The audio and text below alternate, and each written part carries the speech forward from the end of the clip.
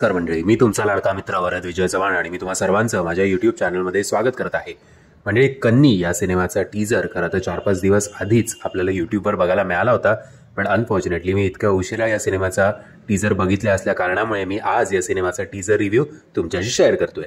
टीजरच्या आधी काही काळाआधी या सिनेमाचा एक प्री टीजर आपल्या भेटीला आला होता. प्री टीजर ही संकल्पना मी पहिल्यांदा बघितली मराठीमध्ये. सो प्री टीजरचा जो यत्न होता तो या फिल्म मेकर्सचा नक्कीच चांगला होता. एनिवेज, अलीकडच्या काळामध्ये आपण बघतो की अनेक मराठी सिनेमे बाहेर जाऊन शूट करतात आणि ते सिनेमे बघितल्यानंतर एक प्रश्न पडतो की काय फरक पडला असता, हा सिनेमा यूकेमध्ये शूट झाला असता काय किंवा वाईमध्ये शूट झाला असता काय. पण काही हट्टामुळे ते विनाकारण यूकेमध्ये शूट करण्यात येतात. बट एक चांगली बाजू अशी आहे की या सिनेमाचा टीजर बघितल्यानंतर असं वाटतं की चला बाबा, ही स्टोरी जी आहे त्या स्टोरीमध्ये बाहेर जाऊन शूट करणं आरामात खपून जाईल. स्टोरी आहे कन्नीची. बरं, जेव्हा प्री टीजर आला होता तेव्हा कन्नी या शब्दाचा अर्थ मला काही कळला नव्हता, पण तो आता कन्नी म्हणजे ओके, आपली मेन लीड जी आहे ऋतुजा, तिचंच कल्याणीचं पेट नेम आहे कन्नी, म्हणजे तिला घरचे लाडाने हाक मारतात. कन्नी तुम्हाला व्हेरी गुड.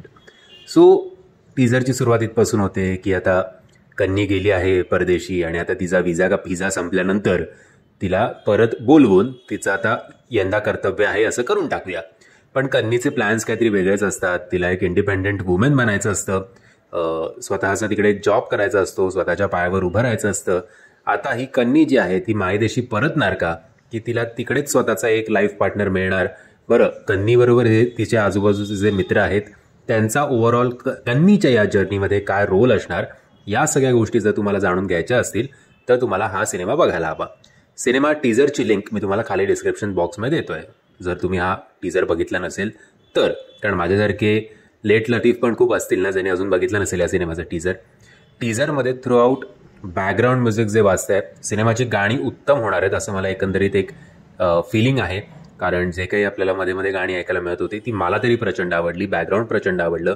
सिनेमॅटोग्राफी उत्तम आहे. लोकेशन्स जरा फ्रेश वाटत आहेत. या कलाकारांचा अभिनय खरंच चांगला आहे. म्हणजे खरंच ते एकमेकांचे घट्ट मित्र आहेत असं कुठेतरी आपल्याला नक्कीच जाणवतं. बट प्रयत्न चांगला आहे. पण आत्ता अनफॉर्च्युनेटली असं झालं ना की लोकांचा मराठी सिनेमावरचा विश्वास लोकांनी गमावला आहे की बाबा आपण काहीतरी छान एंटरटेन होऊ शकतो.